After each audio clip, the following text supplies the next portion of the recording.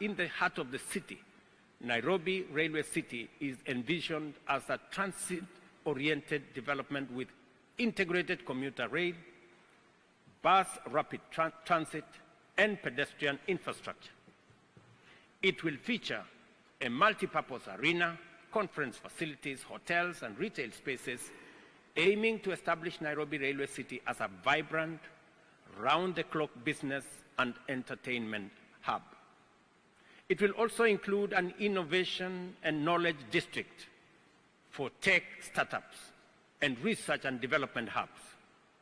It will provide sustainable, affordable housing to meet the demands of rapid urbanization in Kenya while ensuring seamless and cost-effective urban mobility.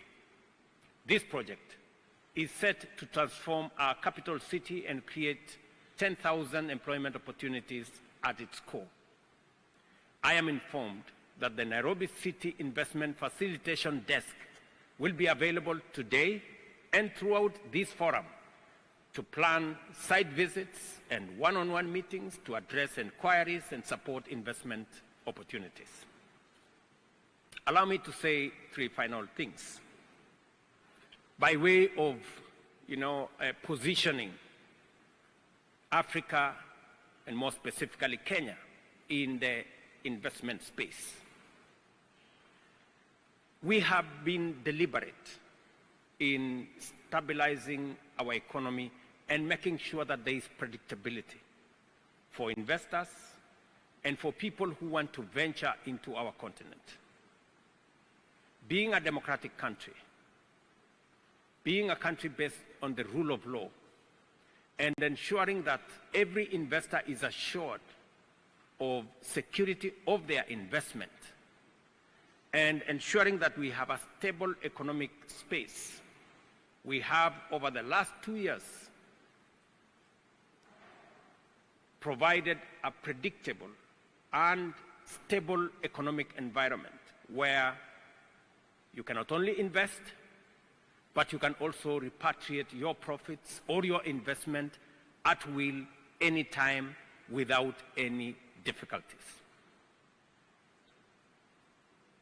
Just for numbers, inflation 2 years ago was at around 9.6%. We have since expanded our food security, ensured that we have created a much more stable environment. Today, inflation is at 3.8%. It's come down by almost half. We have equally ensured that we have a stable currency that ensures that investors can predict what is coming tomorrow and in the future. From a high of 165 to $1, our currency has now been stable for the last 1.5 years at 129.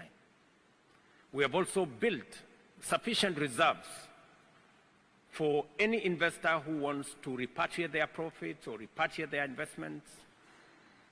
We have created enough space and enough room to make sure that your investment, you can decide, make decisions without thinking of whether it is possible or not. Just for numbers again, because of the decisions that we have made over the last 3 years, now Kenya has moved from being the 8th largest economy in our continent. Kenya is now the 6th largest economy in Africa.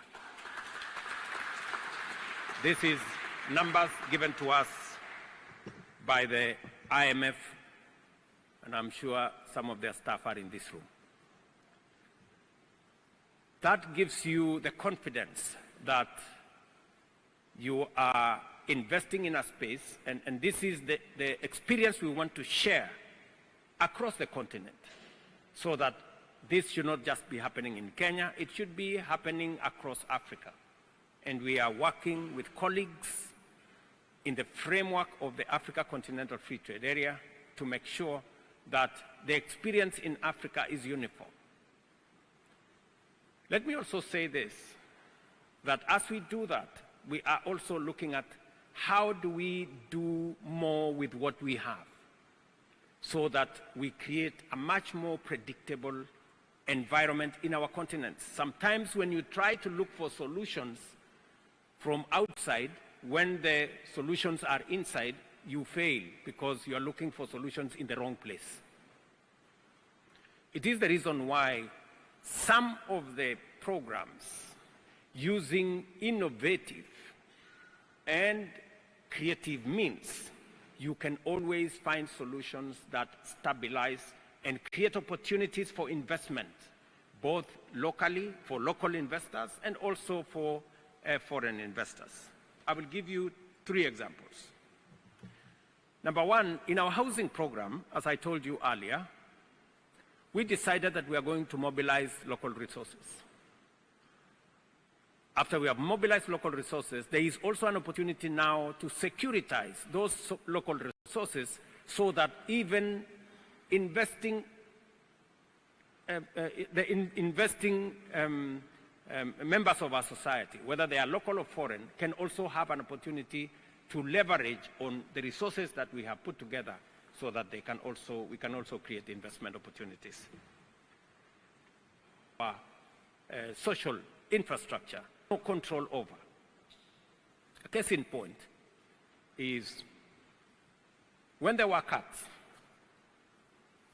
on USAID and all the other development partner resources,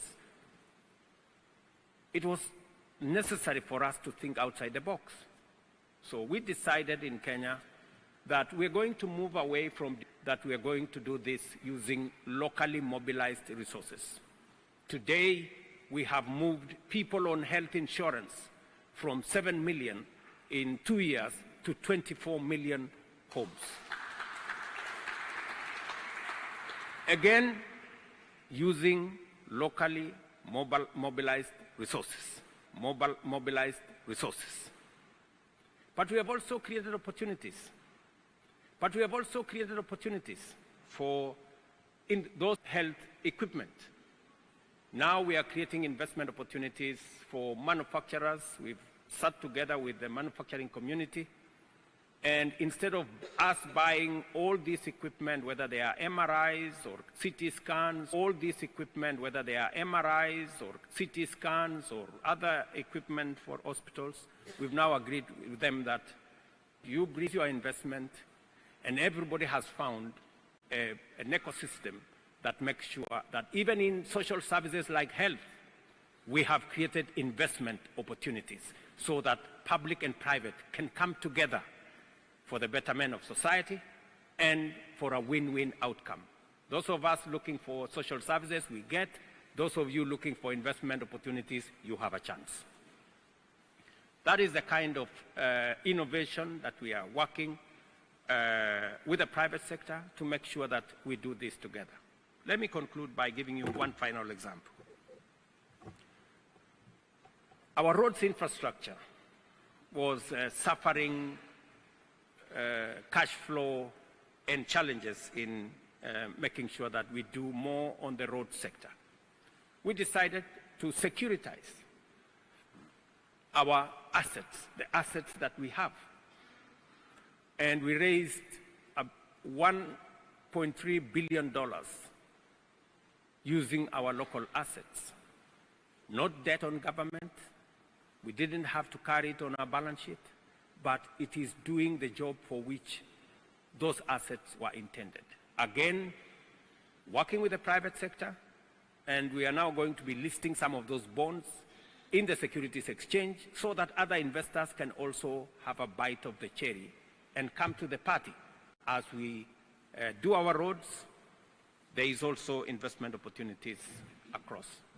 I am saying this just to give you an idea of what kind of investment opportunities are there that are not traditional, not the usual, you know. And we are looking at working with friends, partners, investors, especially from the private sector, to help us deliver on public goods using private sector money, but with a return for investors. In closing, I call upon all African leaders, investors, innovators, and citizens to collaborate and build relentlessly. Let us harness our natural capital for growth and generational transformation. Let Africa rise not as the world's resource warehouse, but as the engine of global progress. I thank you all, and God bless you. Thank you very much.